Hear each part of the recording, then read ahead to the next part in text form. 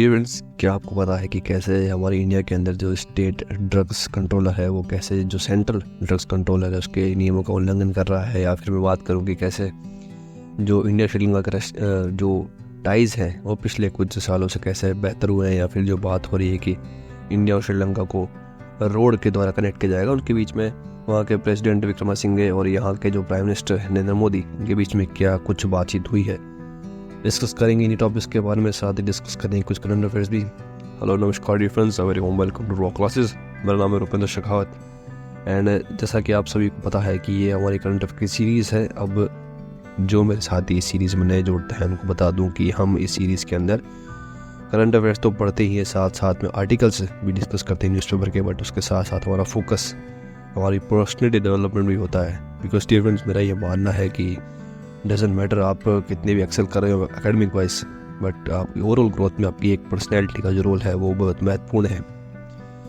अब वीडियो में आगे बढ़ूँ उससे पहले आपको एक बात बता देना चाहता हूँ दोस्तों कि वीडियो को लाइक करना ना करना ये अपनी पर्सनल चॉइस हो सकती है, बट मेरा ये मानना है कि आप वीडियो को लेक्चर जो है ये पूरा ज़रूर देखें।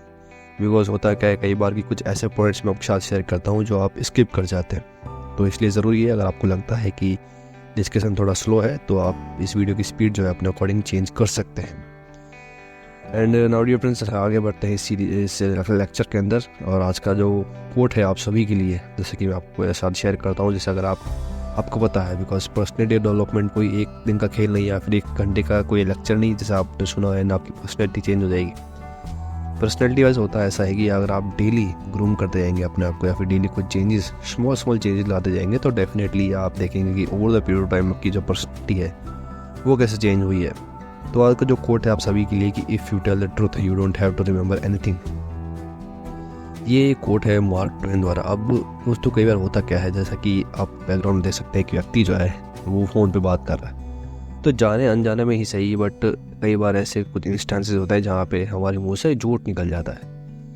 अब फ़ोन पर के आपने भी देखा होगा कई बार कि खास करके फ़ोन पे जब बात हो रही होती है तो कोई पूछता है आप कहाँ पर हैं, आप कहाँ तक पहुँचे, तो आप कहते हैं कि हमें तो निकल गया, मैं तो यहाँ तक पहुँच गया, बट होते आप एक्चुअली अपने घर पे ही है।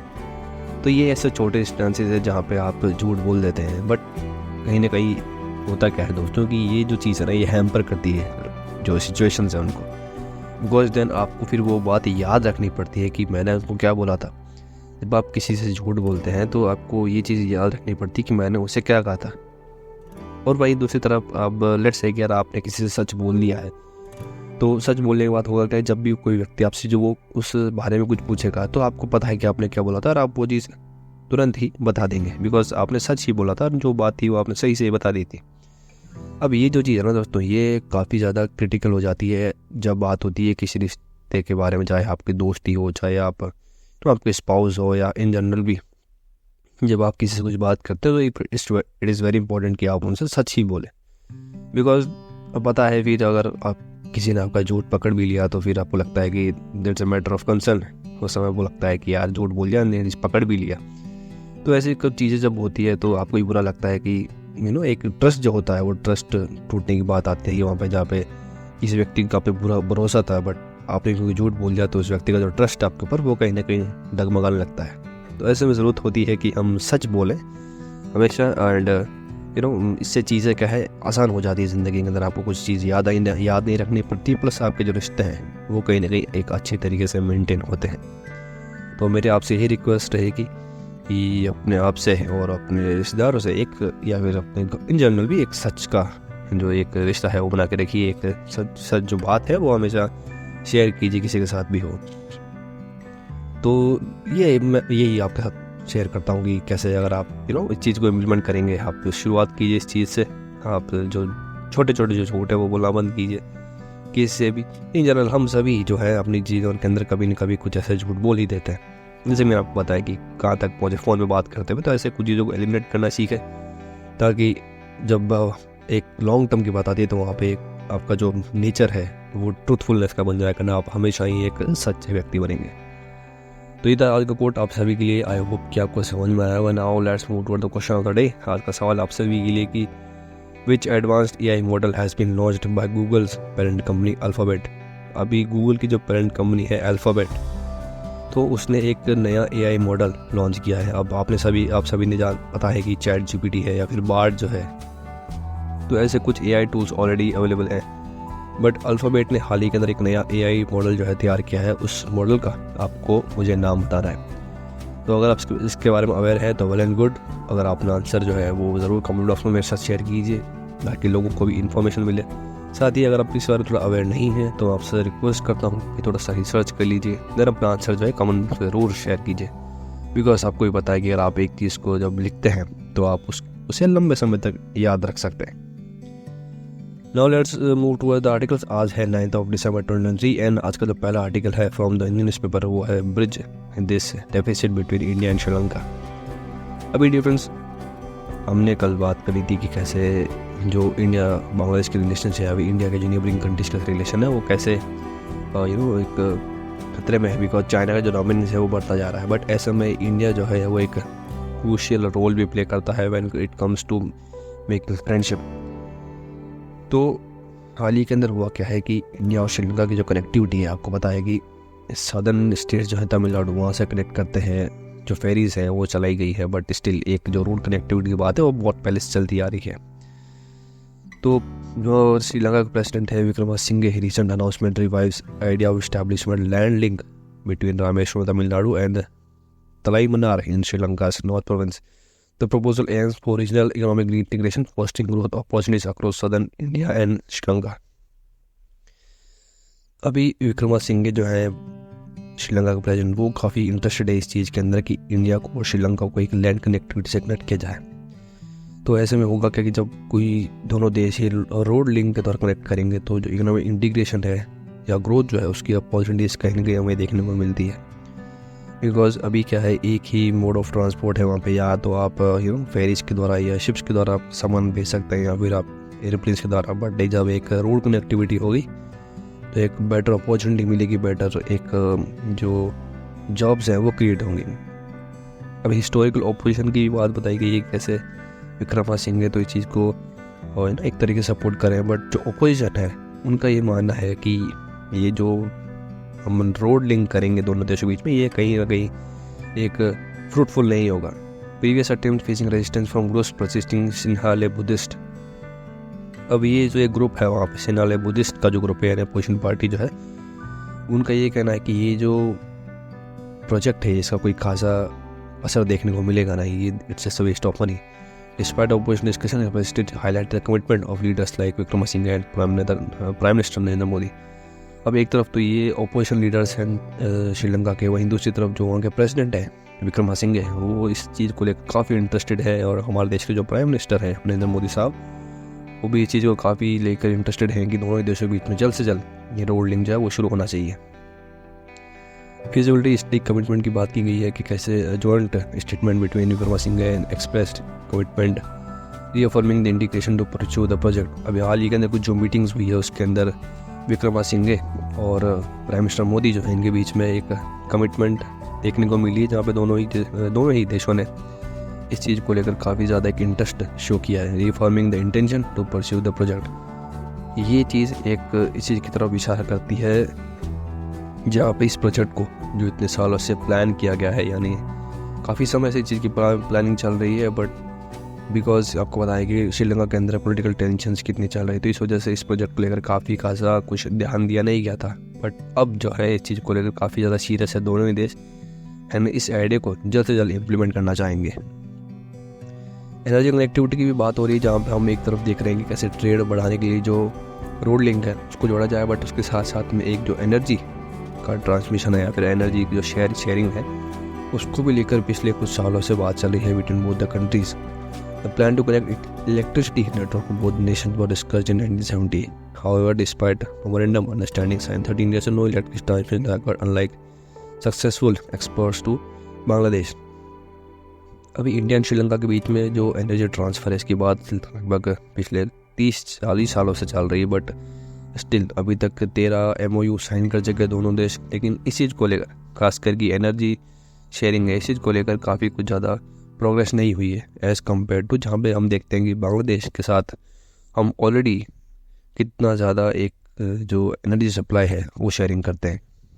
यानी कि इंडिया का जो शेयरिंग है या फिर इंडिया की सप्लाई है टुवर्ड्स बांग्लादेश एनर्जी की, इलेक्ट्रिसिटी की स्पेशली, वो काफ़ी ज़्यादा है। एंड वही श्रीलंका के साथ हम पिछले कुछ 40 सालों से इस चीज़ को लेकर MOU साइन कर रहे हैं, बट स्टिल इस चीज़ को लेकर काफ़ी कुछ डेवलपमेंट नहीं हुआ है। स्लो प्रोग्रेस इन इंफ्रास्ट्रक्चर बात की गई है कि कैसे जो रिन्यूएबल एनर्जी प्रोजेक्ट्स हैं वो सिविल वॉर के बाद, रिकवरी के बाद काफ़ी ज़्यादा स्लो पड़ गए हैं, but lags in implementation of transmission network projects with in handing potential solution to past power crisis. अभी ऐसे में श्रीलंका को आपको पता है कि पिछले कुछ सालों से जो पॉलिटिकल टेंशन, आप सभी ने न्यूज़ पढ़ी भी होगी कि वहाँ का जो पॉलिटिकल सिस्टम पूरी तरीके से वैनिश हो गया था। प्राइम मिनिस्टर या प्रेसिडेंट ने अपना जो सदन है वो छोड़ के खाली करके चले गए थे, थिंग्स लाइक दैट।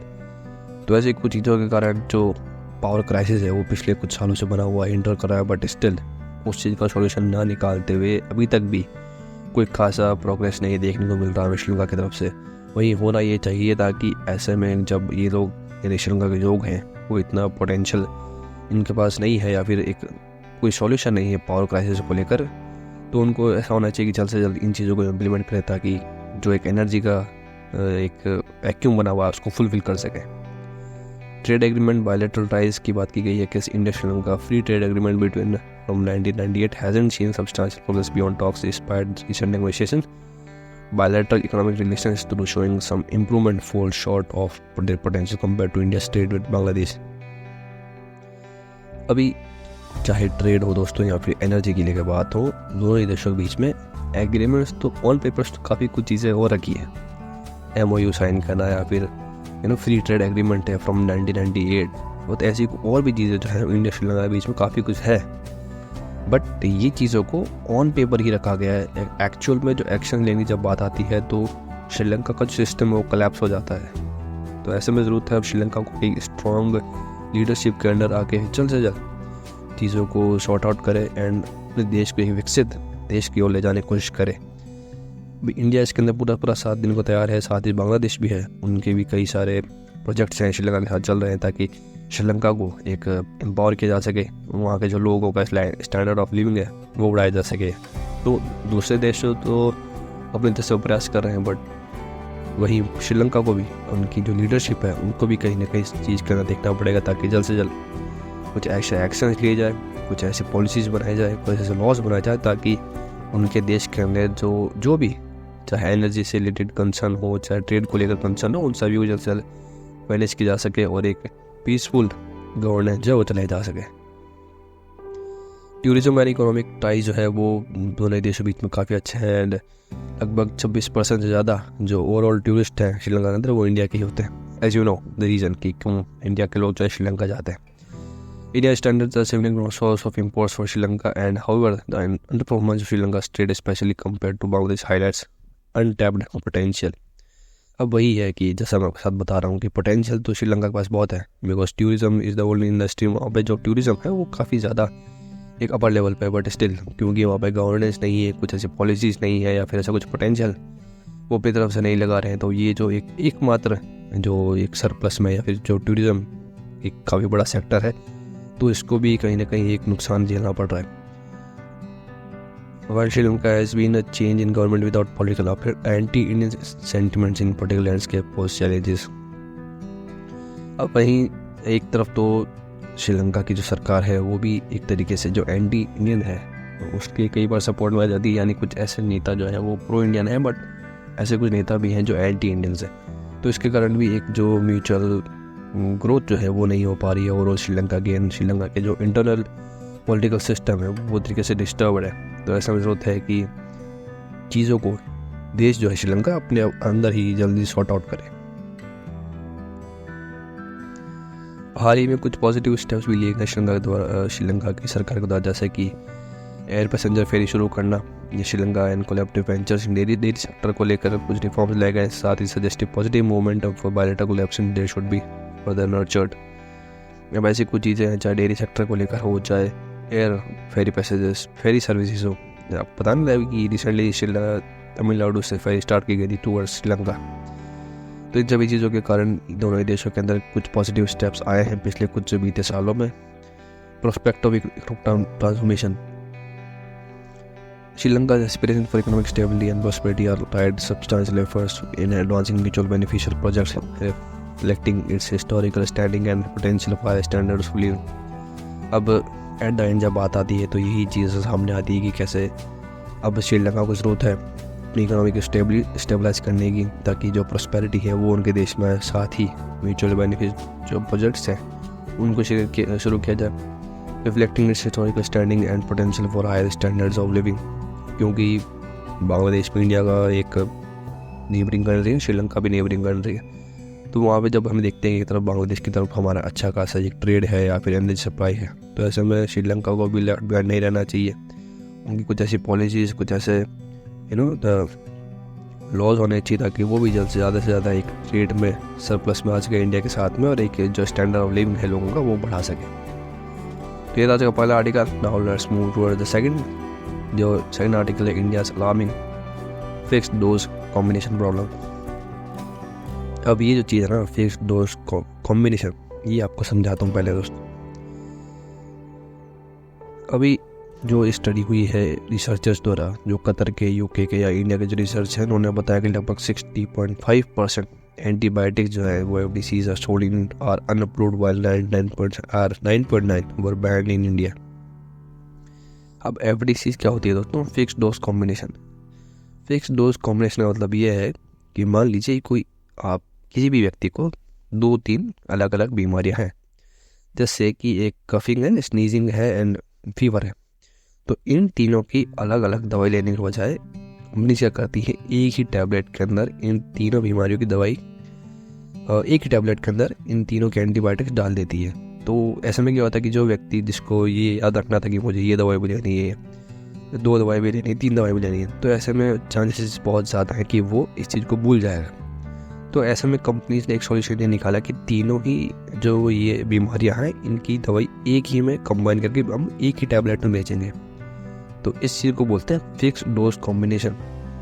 तो रिसेंट जो स्टडीज़ हुई है उसके अंदर ये पता चला है कि लगभग 60.5% जो एंटीबायोटिक्स बेची जा रही है वो अनअप्रूव्ड है बाय FDC, और साथ ही में 9.9% जो है वो बैंड है इंडिया के अंदर।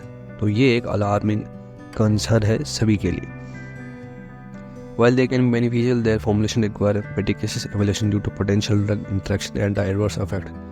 अब ये जो चीज़ है ना दोस्तों, ये जो FDC है, ये एक तरीके से फ़ायदेमंद तो है कि आपको तीनों बीमारियों का इलाज एक ही दवाई में हो जाएगा, बट इसका कहीं ना कहीं एक एडवर्स इफेक्ट भी हमें देखने को मिल सकते हैं। तो इसलिए बहुत ज़्यादा ज़रूरी है कि इसका रेगुलेशन हो, बहुत अच्छे से इसकी टेस्टिंग हो, उसके बाद ही इस चीज़ को बाज़ार में उतारा जाए। फार्मास्यूटिकल इंडस्ट्री प्रैक्टिसेस की बात करें तो experts FDCs to regulation under law like the drugs practice control. This strategy allows companies to avoid price control set to individual drugs. अभी कंपनीज ऐसा क्यों कर रही है, फिर जो दवाई बनाने वाली कंपनी है वो ऐसा क्यों कर रही है? ऐसा इसलिए दोस्तों कि मान लीजिए कोई X नाम की बीमारी है, अब उस चीज़ के लिए एक दवाई है, तो अब होगा क्या कि जो बहुत सारी कंपनीज हैं, यानी कि जो दवाई बनाने वाली कंपनी वो बहुत सारी है, तो उनके बीच में एक कॉम्पिटिशन हो जाएगा कि कौन सबसे ज़्यादा सस्ती रखेगा, ताकि ये जो X नाम की बीमारी है इसको एलिमिनेट करने में ये दवाई काम करेगी। तो एक दवाई हो गई, तो इसमें कंपटीशन रहेगा। सभी देश जो है वो सभी जो कंपनीज हैं वो ज़्यादा चीपर हो सके उतना ज़्यादा चीपर उस दवाई को बेचने की कोशिश करेगी। बट वहीं दूसरी तरफ उस X दवाई के अंदर उन्होंने एक चीज़ और ऐड कर दी, ये आपको ये जो Y बीमारी है इसको एलिमिनेट करने में ये भी मदद करेगी। तो X और Y दोनों एक ही टैबलेट के अंदर उन्होंने मिक्स कर दी, तब वो क्या कि इसके अकॉर्डिंगली वो अपनी प्राइस को मेंटेन कर पाएंगे, यानी कि मन चाहिए जो एक बिकॉज यूनिकनेस आ गई ना उसके बाद में, जहाँ पे X दवाई सिर्फ एक ही बीमारी को काउंटर कर रही थी, वहाँ पे अब X दवाई जो है उसके अंदर 2 एंटीबायोटिक्स मिला दी, तो अब ये दो बीमारियों को काउंटर करेगी। तो उसके बाद क्या होगा कि जो प्राइस है वो अपने अकॉर्डिंगली कंपनी चेंज कर पाएगी। एंड इसके अकॉर्डिंगली क्या होता है कि एक जो प्रैक्टिस है वो काफ़ी ज़्यादा बढ़ जाती है, बिकॉज ओवरऑल जो कंपनीज है वो अपना ही फ़ायदा देखती है, इसलिए वो बिजनेस कर रहे हैं दवाइयों का। अभी डूबियस FDC फॉर्मुलेशन जो की बात की गई है कि कैसे अरे डिवर्ड medical rational for instance combination drugs like anti inflammatory. अभी कुछ एग्जांपल दिए गए जहाँ पे 2 जैसे कि ड्रग्स लाइक एंटी इन्फ्लेमेटरी कोई विटामिन के साथ मिक्स कर दिया जाता है, वहीं एंटीबायोटिक्स को एनालॉजीज के साथ मिक्स कर दिया जाता है। तो ऐसी कुछ यूनिक प्रैक्टिसेज जो हैं, जिसके कारण क्या होता है कि जो कंपनीज है वो अपनी दवाइयों की प्राइस अपने अकॉर्डिंगली बढ़ा सकते हैं, बिकॉज ऐसा कोई कंपटीशन भी नहीं है, क्योंकि वो एक यूनिक दवाई हो गई, तो ऐसे में वो अपनी प्राइस को जो है अपने अकॉर्डिंगली मेंटेन कर सकते हैं।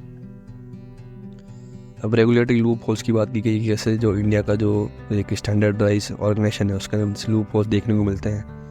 जो टेस्टिंग प्रोटोकॉल्स है उसके अंदर enables manufacturer to set their own standards, this lack of oversight shield from their prosecution under drug loss.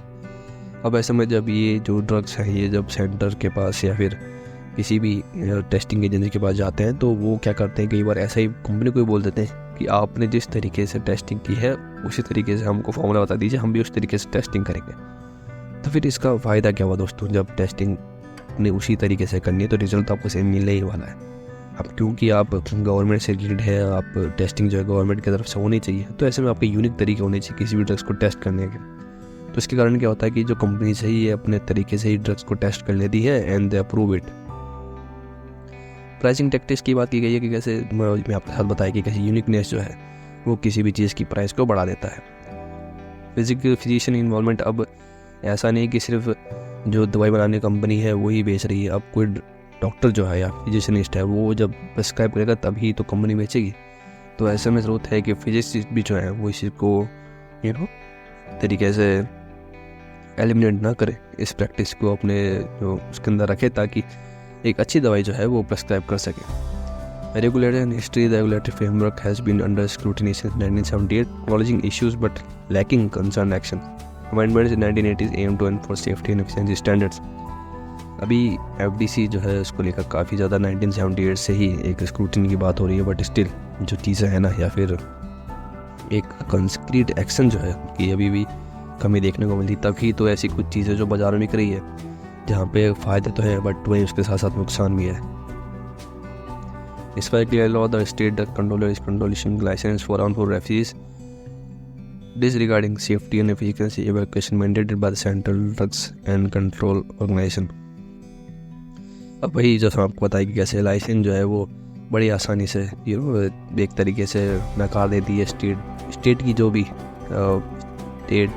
Drug controller companies है, वो सेंटर के द्वारा जो भी निर्देश है उनका कोई खासा असर पड़ नहीं रहा है। स्टेट लेवल पे जो चीज़ें हैं वो एज इट इज़ चल रही है, डिस्पाइट कि सेंटर ने ऑलरेडी इतने ज़्यादा एक तरीके से स्ट्रिक्ट लॉज अवेल कर रखे हैं, सबको दे रखे हैं, बट स्टिल जो एक्शन की बात बताई गई कि कैसे proliferation of unrelated diseases, particularly in antibiotics, poses a risk of contributing antimicrobial resistance. Urgent intervention by Ministry of Health is imperative to mitigate this critical issues threatening public health in India. Immediate actions, because आपको पता है कि कोई भी अगर drug ज़्यादा जल्दी से एक सेवर रिस्क जो है वो क्रिएट कर सकता है। अब अनरेगुलेटेड FDCs जो है यानी कि फिक्स डोज कॉम्बिनेशन जो है अगर इनका अनरेगुलेशन किया जाएगा और ऐसे ही बेच दी जाएगी तो डेफिनेटली ये एक तरीके से रिस्क क्रिएट कर सकती है। अर्जेंट इंटरवेंशन होना चाहिए by the ministry of health, ताकि ये जो जितनी भी अपने तरीके से ही कॉम्बिनेशन करके दवाइयों को बेचा जा रहा है तो इसको बंद किया जाए जल्द से जल्द, और ये बता के कि ये 2-3 बीमारियों के साथ एलिमिनेट करेगी। इससे अच्छा है कि एक कोई ऐसी स्ट्रॉन्ग या फिर एक स्ट्रॉन्ग एंटीबायोटिक या टैबलेट तैयार करें जो असल में यूज़फुल लोगों के लिए। तो ये था आज का सेकंड आर्टिकल। आई होप कि आपको समझ में आएगी कैसे जो ड्रग रेगुलेटर कंट्रोल है स्टेट का अलग काम कर रहा है, डिस्पाइट की सेंटर ने ऑलरेडी एक नॉर्म्स तैयार कर दी हैं, बट स्टिल जो स्टेट के जो भी ड्रग कंट्रोलर्स हैं वो चीज़ को मान नहीं रहे हैं और अपने हिसाब से अलग अलग कॉम्बिनेशन जब बिठा के दवाइयों को बेचने की कोशिश कर रहे हैं, because they have to make profit. Because uniqueness के कारण अब पता है कि जब यूनिकनेस आ जाती है किसी चीज़ के अंदर तो प्राइस ऑटोमेटिकली बढ़ जाती है। तो इन सभी चीज़ों को कंट्रोल करने की ज़रूरत है। एक हेल्थ रिस्क जो है वो थ्रेट सामने आता है इन सभी चीज़ों के कारण। नाउ चेकआउट कर लेते हैं कुछ हेडलाइंस आज के जो हेडलाइंस है या फिर करंट अफेयर्स हैं वो है कि वाइस एडमिरल दिनेश त्रिपाठी जो है वो इंडियन नेवी के नए वाइस चीफ बने हैं। जैसे कि बैकग्राउंड हम देख सकते हैं। लियो मेसी को time athlete of the year का अवार्ड दिया गया है 2023 का। साथ ही PM मोदी ने इनॉग्रेट किया है Uttarakhand global investor summit in Dehradun. और हमारे जो फॉर्मर प्रेसिडेंट है श्री रामनाथ कोविंद साहब, उन्होंने एक बुक लॉन्च की है नए भारत का संवेद इन न्यू दिल्ली। अब ये जो बुक है ना दोस्तों, इसके अंदर प्राइम मिनिस्टर नरेंद्र मोदी के द्वारा हमारे कॉन्स्टिट्यूशन को लेकर जो भी बातें बताई गई हैं उन सभी को कोट्स के रूप में प्रेजेंट किया गया है इस बुक के अंदर। तो ये थे आज की कुछ हेडलाइंस। आई होप को आपको ईजी लगे होंगे, वन लाइनर्स थे, आपको ईजिली याद हो जाने चाहिए। सो या that's it, that's up today's episode of raw classes. Students अभी तक वीडियो को लाइक नहीं किया है तो लाइक कर दीजिए, कमेंट कीजिए अपने आंसर्स, एंड यस कमेंट ये भी कीजिए आपका कोई भी सवाल है, कोई भी सजेशन है तो प्लीज़ मेरी आपसे रिक्वेस्ट रहेगी कि अपना जो भी आपका सजेशन है प्लीज़ शेयर कीजिए, ताकि it will help me to improve. And share कर दीजिए among all your friends and family इस वीडियो को। एंड यस सब्सक्राइब नहीं किया तो सब्सक्राइब कर लीजिए, बेल आइकन दबा दीजिए। एंड आपको पता है कि मंडे टू सैटरडे तक आपको लेक्चर्स मिल जाते हैं एंड संडे का रेस्ट रहता है। अब ये जो आज लेक्चर आपके सामने दे रहा हूँ ये सैटरडे का है, तो कल रेस्ट रहेगा। एंड या आज संडे है तो enjoy weekend. So yeah, that's it. This is Rupinder Shagat signing off. Jai Hind, and I'll see you in the next episode.